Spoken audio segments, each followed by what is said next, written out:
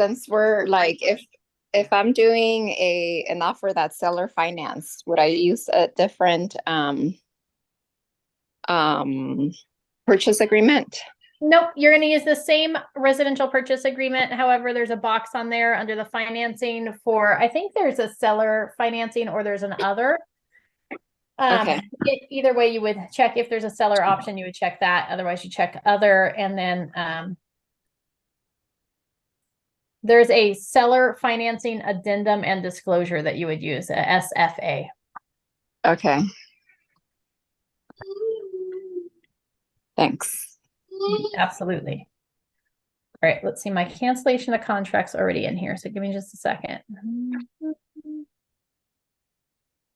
Oh, but the SELM probably isn't. All right. I'm almost there, guys. I'm almost there. Anybody else have questions before we hop in? We are, it is Thursday in our summer series. We're almost done with our summer series. We are covering the cancellation of contract, the CC form today, and then the SELM, the seller's instructions to exclude listing from the multiple listing service are going to be what we're covering. But if you have any other questions while I'm getting that open, feel free to ask.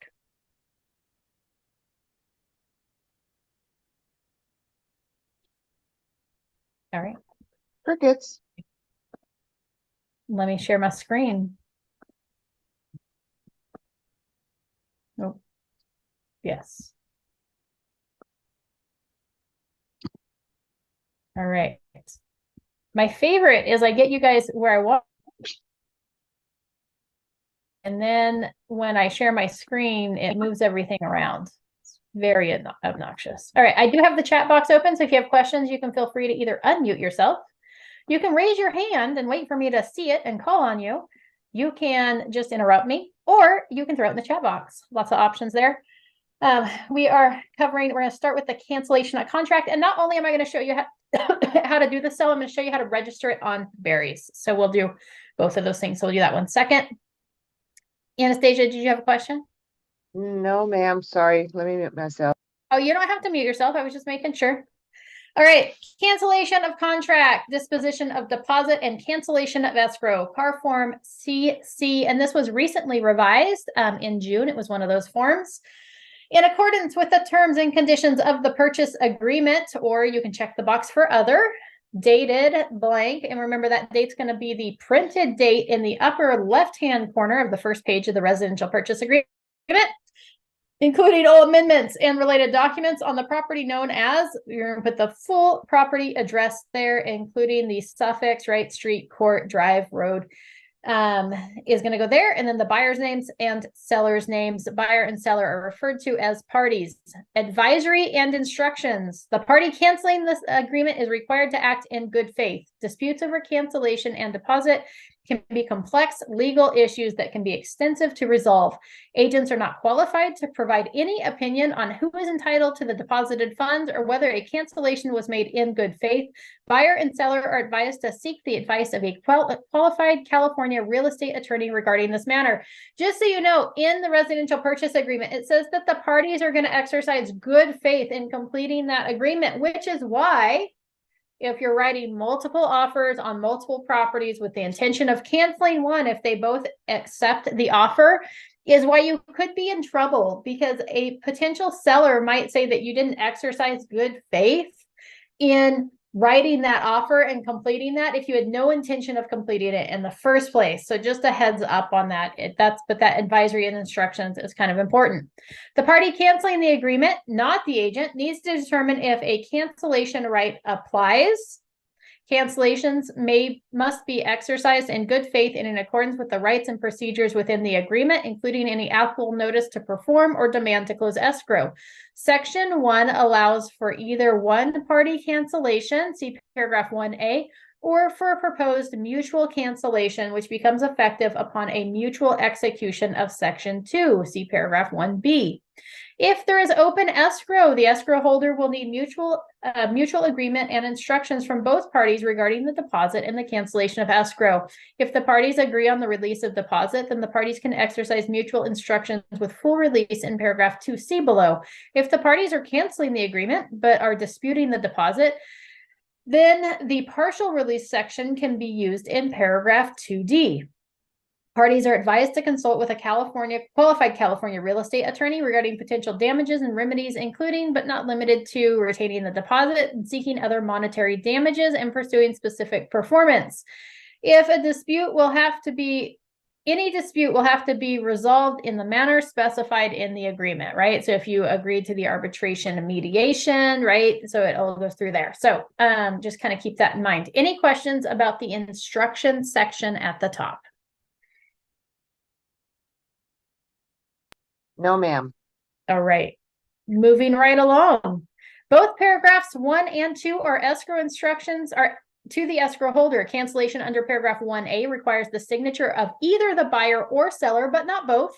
Paragraphs 1B and 2 require the signatures of both parties to be effective. So 1A requires either the signature or both, right? So one party cancellation. This paragraph is used to cancel the agreement by the buyer or the seller. Its terms apply whether or not both parties agree to the disposition of the deposit and the cancellation of escrow in paragraph 2 below. You're going to check the box, either the buyer or the seller signing below cancels the agreement for the following reason. One is as permitted by the good faith exercise of paragraphs blank of the agreement. For that, you're going to go back to the residential purchase agreement and you're going to reference the paragraph. So let's just, for kicks, hold on, we're going to go forms. Let me find my residential purchase agreement, throw it up here. All right, let's take a peek at the residential purchase agreement really quick.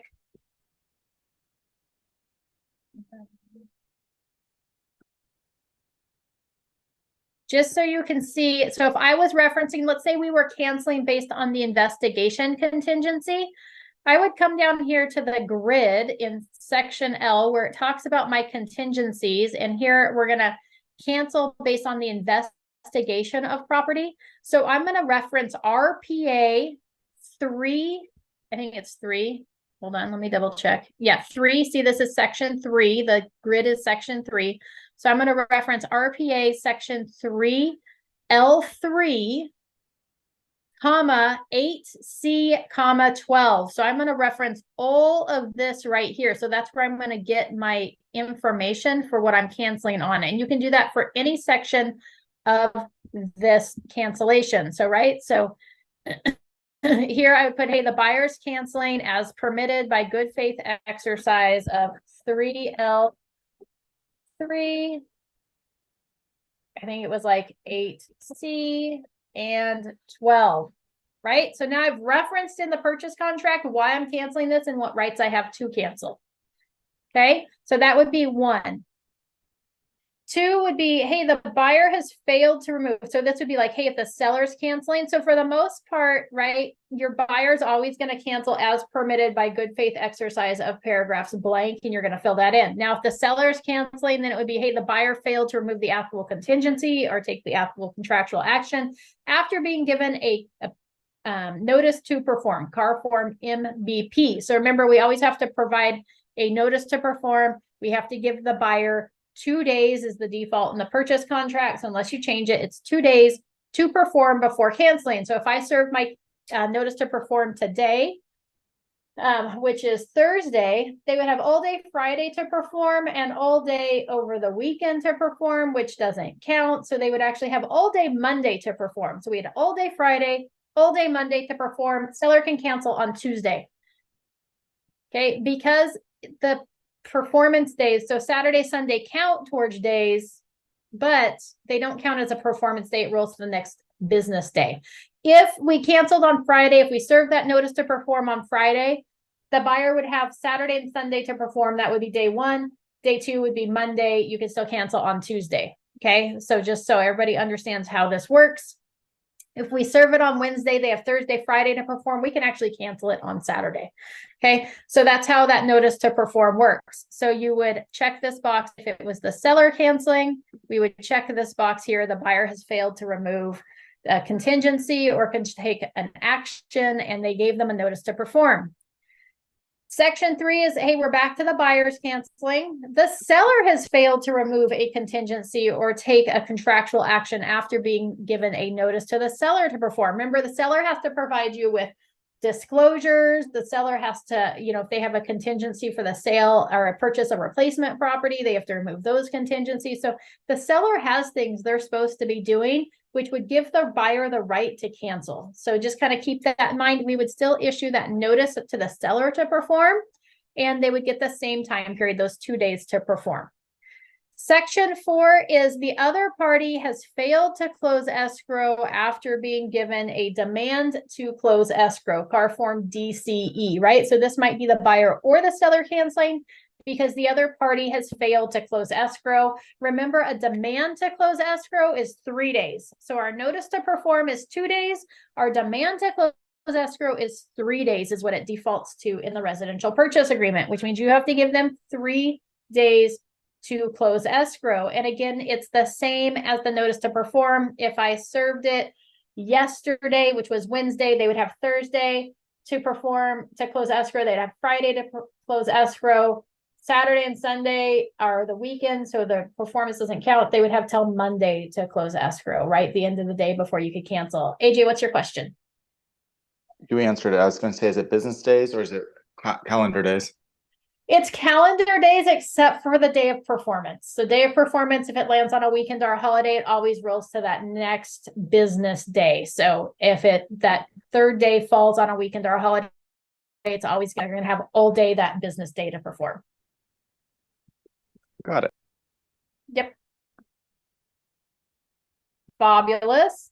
All right. And then you have other down here. So I don't know why you would use other, but CAR forms are really good about giving us an other line. So we're going to choose those.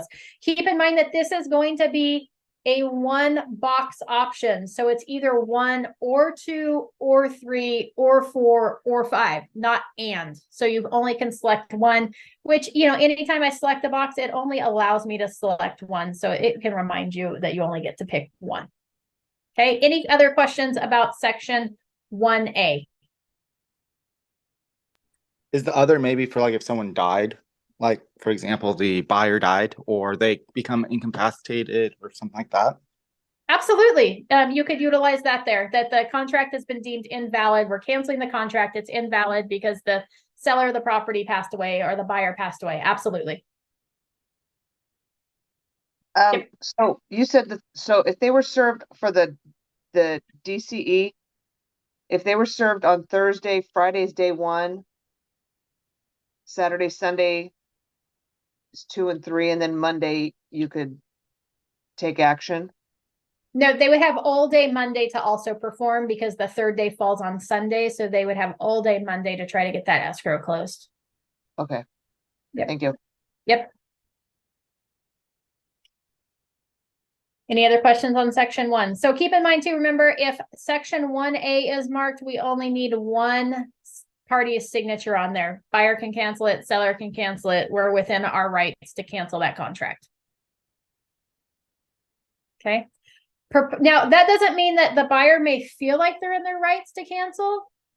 The seller may have a different opinion, so the seller may pursue legal action, right? That's the whole point of the top section that talks about all the legal implications and that nobody can actually determine who has the right to cancel or whether you're going to get your deposit back, and you should seek the advice of a qualified California real estate attorney. It's a good idea to have some relationships with some qualified California real estate attorneys in case your clients have questions.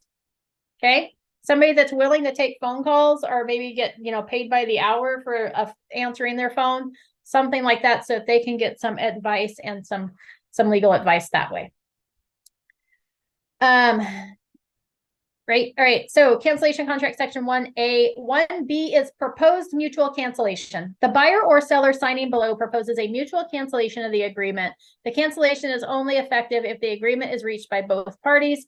Sign in paragraph 2 below as follows. The proposed mutual cancellation may be withdrawn by the party initiating it at any time prior to the agreement by the other party in paragraph 2 below, and shall be deemed revoked unless by 5 p.m. on the third day after it is signed by the initiating party in paragraph 1, or by blank, it is signed by the other party in paragraph 2, and a copy of this completed form is delivered to the initiating party, right? So, hey, this is like proposed mutual cancellation. Buyer wants repairs. Seller says, I'm not going to do repairs. Buyer says, then we probably shouldn't proceed forward, right? Then it might be a proposed mutual cancellation.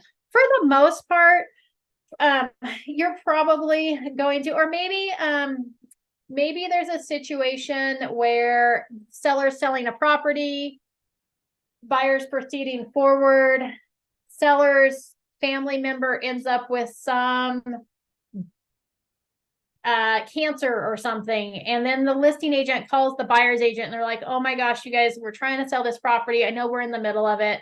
The sellers just found out that they have cancer and that they are going to have to go into surgery. Like it's going to be a mess. Like, is there any way that your buyers be willing to cancel this, right? Proposed mutual cancellation. Like there's things that come along that the buyer might be like, oh my gosh, that's horrible. Like, absolutely. Like we can totally cancel that, right?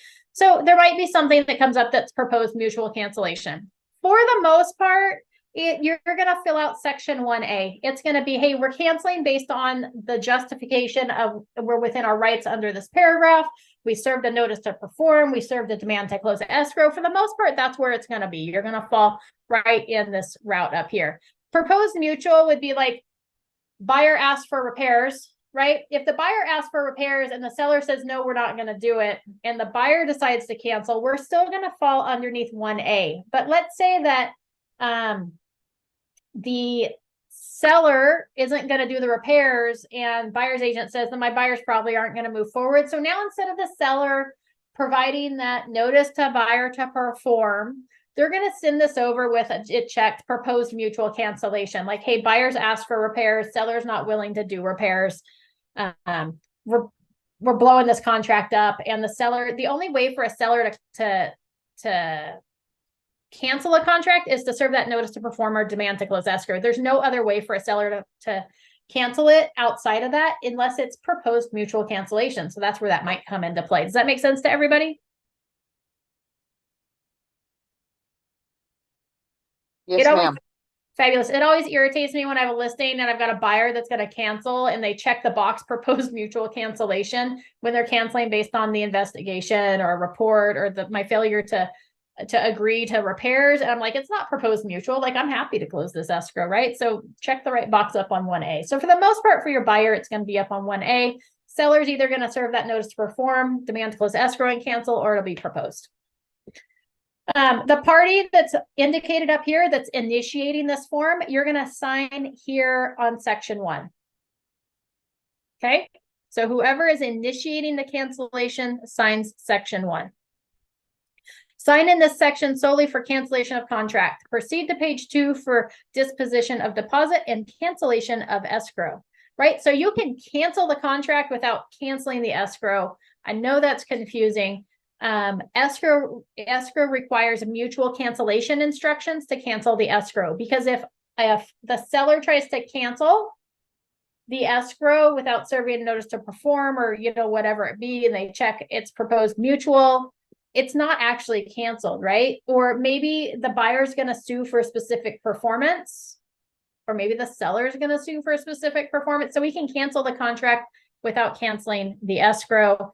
Disposition of deposit and cancellation of escrow is paragraph 2. The purpose of paragraph 2, this paragraph is used to instruct the escrow holder to cancel escrow for the purchase and or purchase, sale, or other designated transaction for the property, and what to do with the deposit. Any cancellation of contract pursuant to paragraph 1A remains in effect, even if both parties to the agreement do not sign below, right? The contract is still canceled, even if both parties don't sign below.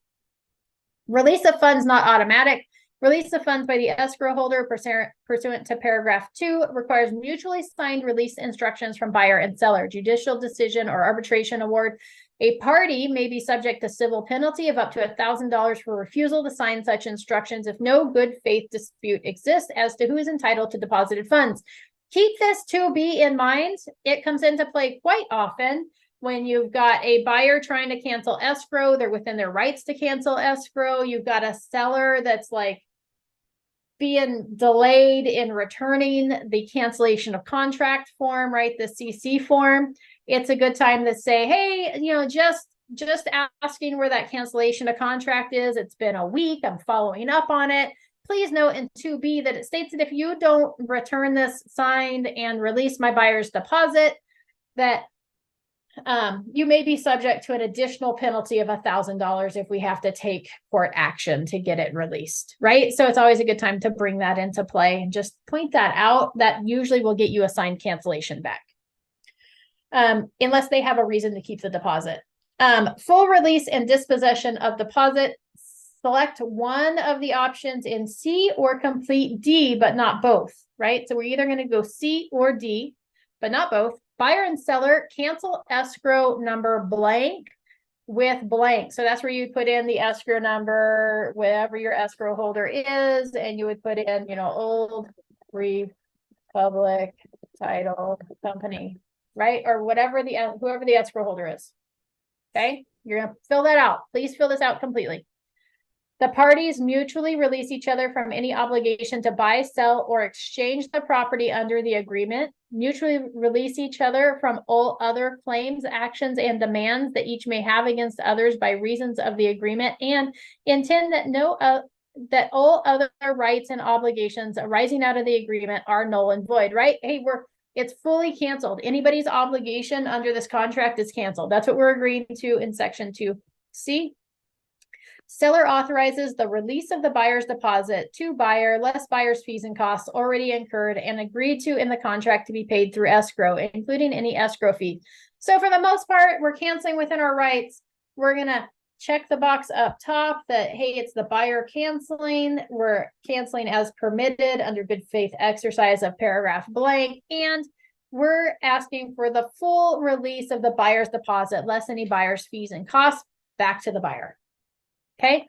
Section 2 is the buyer authorizes release of the buyer's deposit to seller, less seller's fees and costs already incurred and agreed to in the contract to be paid through escrow, including any escrow fee.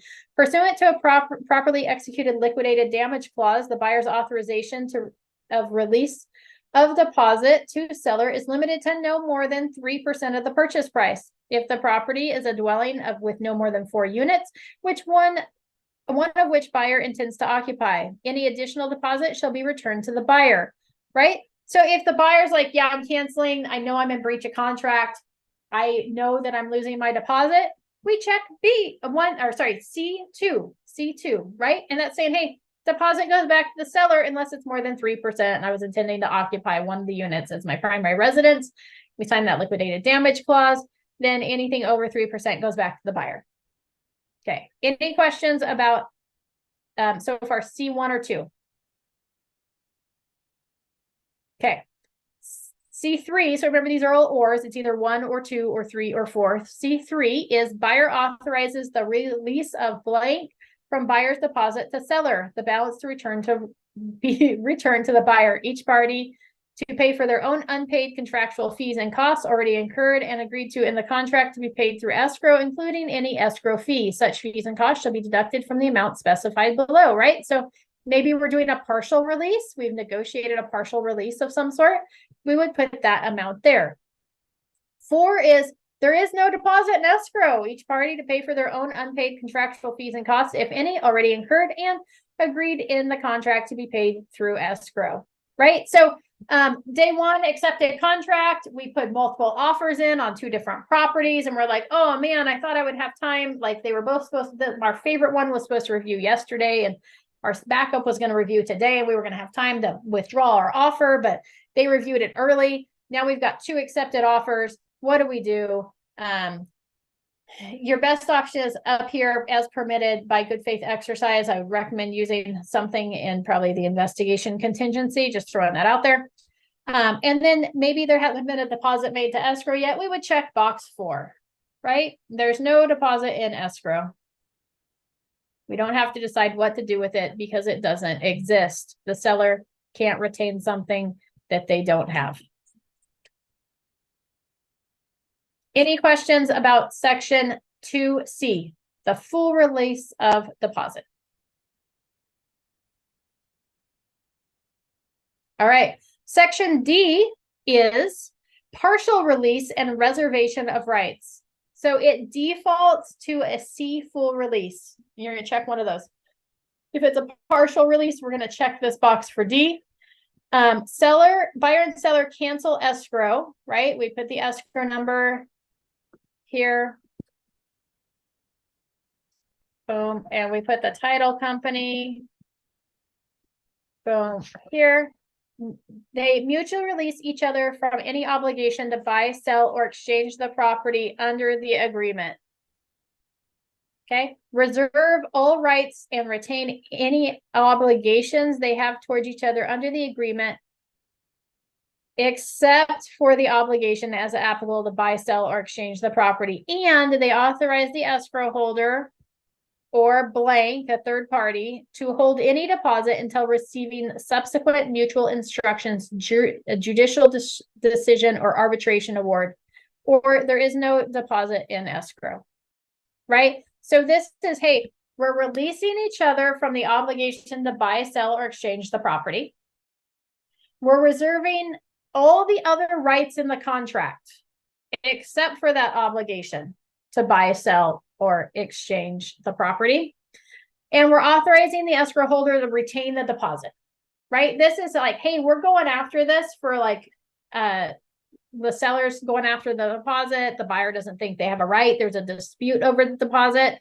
We still want to make sure we cancel up that escrow, but we're going to retain that deposit until we reach a mutual decision. Does this make sense to everybody? Yes, ma'am. I hope that you never have to partake of Section D. Okay, Section C is nicer, come to an agreement, then we move on and we get everything canceled. Buyer signs, seller signs. Okay, so party initiating the cancellation signs Section 1. As long as everybody's in agreement down here on Section 2, then both buyer and seller sign down here on Section 2.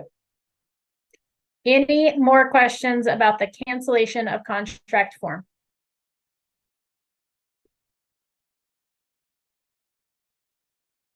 Fabulous. All right, we're going to move on now to our SELM form. So our SELM form is used anytime the property is not going to be put into the MLS right away after signing the listing agreement. So if I've got a signed listing agreement and it's not going to go in the MLS within 3 days, then we need to do a SELM form. And there's this version of it. Barry's has their own version of it. I like this one because it's in the Car Forms library. It makes it easy for me. But you could use the Barry's has one as well. This is an addendum to the listing agreement. Dated. This is going to be the date that's in the upper left-hand corner of the first page of that listing agreement. Full property address, seller's name, and then you're going to put the broker's name here. Realty One Group Fox. Oops, I just hit the line there. Realty. Right. Oh, it doesn't want to populate. One means I have to spell it all out. Fox. All right, there we go. Right. So that's where the broker, anytime it says broker, it's going to be the full name of the brokerage. In multiple listing service, the broker is a participant subscriber to the blank MLS, right? And here's where you're going to put the primary MLS for which the property is located. Okay, Realty One Group belongs to multiple MLS systems. So it's going to be whichever one you're a subscriber to that's closest to that property. So, right, if it's in like the Solano, Napa, Sonoma, Marin County area, then it's going to be Barry's. If you're like Yolo, Sacramento, Placer, whatever those counties are, El Dorado, then it would be like Metro List. It could be like Lake. Make sure we're a subscriber to the Lake, right? So wherever we're a subscriber to, the closest one is going to go here. Okay. The MLS is a database of properties for sale that is available and disseminated to and accessible by other real estate licensees, except right now, who are participants or subscribers to the MLS or reciprocal MLS. Property information submitted to the MLS describes the price, terms, and conditions under which the seller's property is offered for sale, right? Definition of MLS, because remember, this is between us and the seller, so we're describing to the seller what an MLS is. the benefits of using the MLS and the impact of opting out of the MLS. Exposure to buyers through the MLS. Listing a property with the MLS exposes the seller's property to all real estate agents and brokers and their potential buyer clients who are participants or subscribers to the MLS or reciprocating MLS. The MLS may further transmit the MLS database to the internet sites that post property listings online, for example, realtor.com or Zillow. Okay. The impact of opting out of the MLS. If the seller elects to exclude a property from the MLS, the seller understands and acknowledges that the seller is authorizing limited exposure of the property and no marketing or advertising of the property to the public will occur. Real estate agents and brokers from other real estate offices and their buyer clients who have access to the MLS may not be aware that the seller's property is offered for sale, and the information about the seller's property will not be transmitted from the MLS to various real estate internet sites that are used by the public to search for property listings. And real estate agents, brokers, and members of the public may be unaware of the terms and conditions under which the seller is marketing the property. Right? Wah, wah, wah. Reduction in exposure. Any reduction in exposure of the property may lower the number of offers and negatively impact the sales price. Right? So that's the benefits of using the MLS and the impact of opting out of the MLS. Any questions about section 2 or 1? All right, the mandatory submission to the MLS clear cooperation policy. The MLS requires, okay, if this is berries, you can check the box here. Does not require, see paragraph D below. But if it's anything but berries, the MLS requires brokers participating in the service to submit all exclusive right to sell and exclusive agency listings for residential real property with 1 to 4 units or vacant lots to the MLS within I said 3, but it's 1 business day. Oh yeah, sorry, 1 business day of any public marketing to the property. You're you're funny, AJ. So it's the MLS rules is if you sign a listing agreement, it needs to be in within 3 days. And if anything but berries, if you're going to market it to the public, it needs to be in the MLS within 24 hours of public marketing. So that would be like a for sale sign in the yard, a social media post, anything but marketing it to our office of agents. You're allowed to market it to our office of agents because ultimately your listing agreement is with the broker. So you can share it with all the agents of the brokerage. You just can't share it outside of that and their prospective clients. So I could share it with my clients. If it was Adriana's listing, she shared it with me. It doesn't have to be in the MLS, but public marketing. So social media, sign in the yard, coming soon marketing, anything like that. Postcards going out needs to be in the MLS within 24 hours. Okay. Public marketing includes, but is not limited to, flyers displayed in windows, yard signs, digital marketing on public facing websites, brokerage website displays, digital communication marketing, and email blast, multi-brokerage listing sharing networks, marketing to closed or private listing clubs or groups, and applications available to the general public. Public marketing does not include office exclusive listing where there is direct promotion of the listing between brokers and licensees affiliated with the listing brokerage, and one-on-one promotion between those licensees and their clients. Okay. Excluding the property from the MLS means the seller is authorizing limited exposure of the property and no public marketing will occur. And the scope of marketing that will occur will consist only of direct one-on-one promotion between brokers and licensees affiliated with that listing brokerage and their respective clients.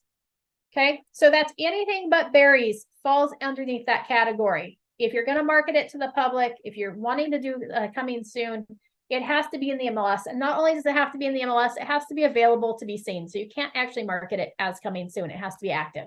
Okay, if you're in berries, you can check this box. We do not require this clear cooperation policy. Okay, to my knowledge, we're like the only MLS that doesn't, but there could be others. Does not require, and then we're going to skip down to section D, and we're going to check this box, right? So if you're in metro list service area, and it's not like, hey, I put it into berries, it's actually like in the primary service area. So for berries, that would be Solano, Sonoma, Napa, Marin counties. I don't think I missed any. I feel like I'm missing one, but I think that's it. Mendocino, there's a Mendocino up there, is also in berries. then you can check this box and check section D. Anything outside of those counties, leave this box unchecked and don't check D. Okay, does that make sense to everybody? Yes. Thumbs up. We good? Okay. If it's berries, we're going to check box on A. We're going to check box D. The MLS has not adopted the National Association of Realtors Clear Cooperation Policy. The broker's MLS rules govern the submission of listings differently than those set forth in paragraphs 3A, B, and C. With seller's written consent, the broker may keep the property out of the MLS. Seller certifies that the seller understands the implications of not submitting the property to the MLS and instructs the broker as follows. Do not submit the listing to the MLS and you're going to check one. Right? So this is, hey, I want to do coming soon marketing. I don't want it in the MLS yet. Right? So with berries, you can do that. So here we would say, hey, for a period of blank calendar days from the commencement of the listing, maybe it's 30 days. Maybe it's till a specific date. Maybe we're signing the listing agreement today, which is August 17th, and the property is going on the market on September 1st, right? We could say, hey, we're not going to market it in the MLS until the 1st of September, right? Or you could say during the entire listing period provided for in the agreement. And you're like, Amy, what if we sign the listing agreement? We don't know when the property is going on the market. Take your best guess and throw a date in there. You can always change it with a modification of terms once it gets closer. Okay, you can always extend the exclusion from the MLS, or you can shorten that exclusion from the MLS. So remember, berries, we check here, check D, and we're going to select one of these 3 options. You can even like default, it could be, hey, I'm going to say during the entire listing period. And then once we're ready to go on the market, I'm going to come back and do a modification of term stating that the seller instructs a buyer to market the property in the MLS beginning on blank date. Modification of terms, super simple. You sign it, sellers sign it, and now we've got it set up to go in the MLS. Okay. Any questions about that section 3?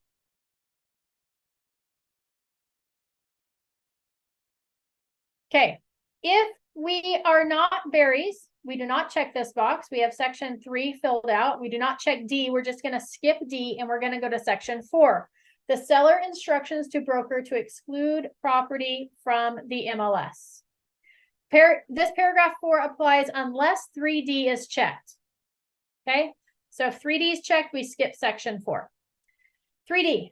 Section 4A, do not market the property and immediately begin marking the property on blank date, right? Same options we had above, except we're just saying that, hey, we're going to market it where, or do not market the property to the public during the entire listing period. Whether A or B is selected, seller understands and agreed that should any public marketing of the property occur, the property listing will be submitted to the MLS for cooperation with other brokers within 1 business day. Okay. So if it's in Metro List, we would go mandatory submission. We would leave this box unchecked. We would skip down to 4 and put, when are we going to get the property into the MLS and begin publicly marketing it? Okay. Seller acknowledges that the seller has read, understands, and accepts and has read a copy of this addendum. The seller signs there. You're going to put the Realty One Group license here. Your name is going to, actually, here is either the broker or the office manager. So like Ed's name would go there with Ed's license number and the date. So you're going to sign this and either the office manager or Ed is going to sign the bottom of this form. And that's your seller instructions to exclude the listing. Any questions about that form and how to fill it out appropriately depending on where the listing is located? No. Okay, thank you. All right. In addition, if we have this form, so if we're going to sign a listing agreement, the listing isn't going to go in the MLS in the next 3 days. Okay, if we sign this, today's the 16th, let's say that, hey, we're not going to begin marketing this property until Saturday, right?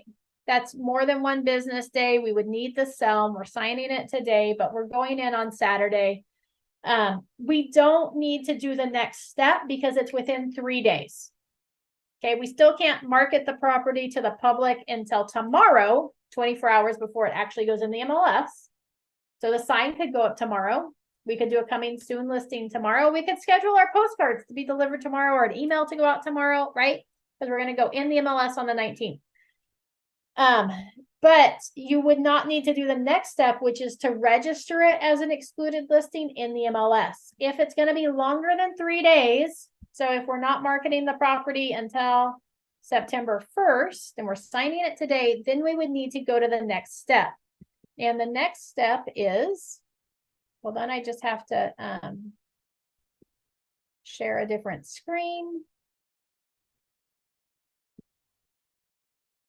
All right. So the next step is we would go into Berries. You can still log into Berries in case you haven't realized that. My login that I used to use doesn't work because I usually log in through Rapatoni. But if you go to berries.com, you can log in and get to this homepage, which allows you to pay your bill if it's due and you haven't paid it yet. Or access any of the productivity tools. Also, when it pops up, you get that pop-up. That's how you would access like MetroList to be able to search properties or some of the other to input a listing into the bypass system or make changes to a listing. But down here, it says exclude listing under useful links. Your useful links may be somewhere else because you can rearrange these boxes. So you want to go and find your useful links button and then click the exclude listing. So we're going to have the seller sign the listing agreement with that SELM form.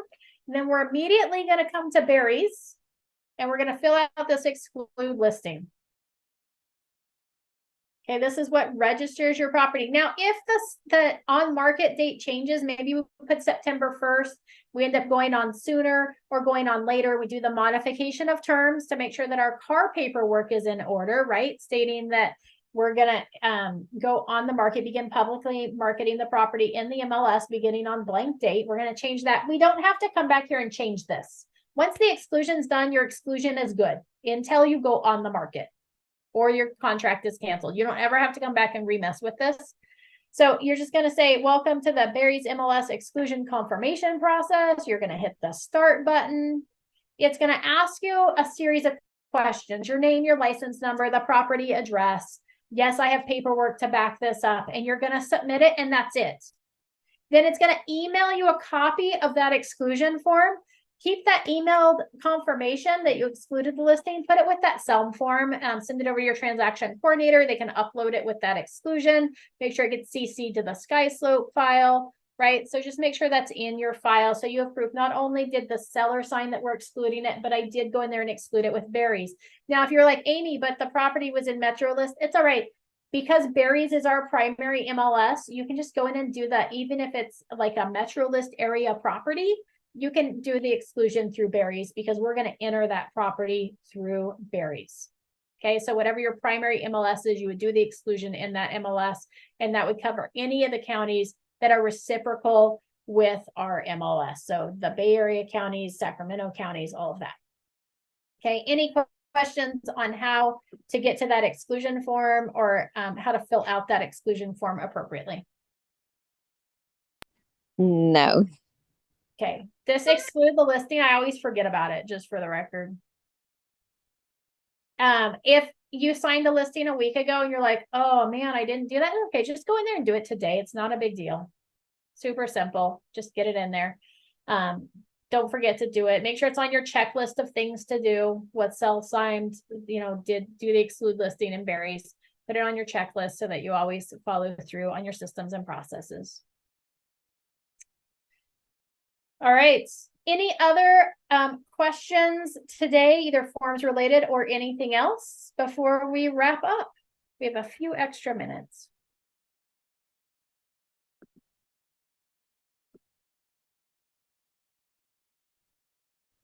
I don't think I have any questions. Okay. Fabulous. All right. Then we are done for today. I appreciate you all joining me. We will be back next week. Let's see what next week is. Sorry about canceling on Monday or Tuesday. It was Tuesday. I canceled the seller training. We'll work on getting the seller presentation back on the schedule. I forgot what I was looking for. Next week on Tuesday, we have your online presence. We're going to talk about your online presence. Make sure you log your attendance. It's in the chat box.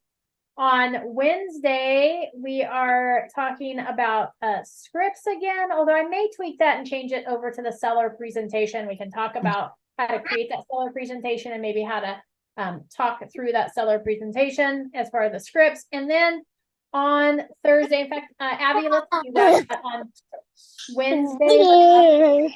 Steps to be the seller creating your seller presentation. Creating and presenting your seller presentation is what we can call it. And then on Thursday, our car forms, we have the seller counter offer, the seller multiple counter offer, and the buyer counter offer next week. Hope everybody has a fabulous day. Awesome. Fabulous weekend. If anybody needs anything, feel free to reach out. Thank you. Thank you.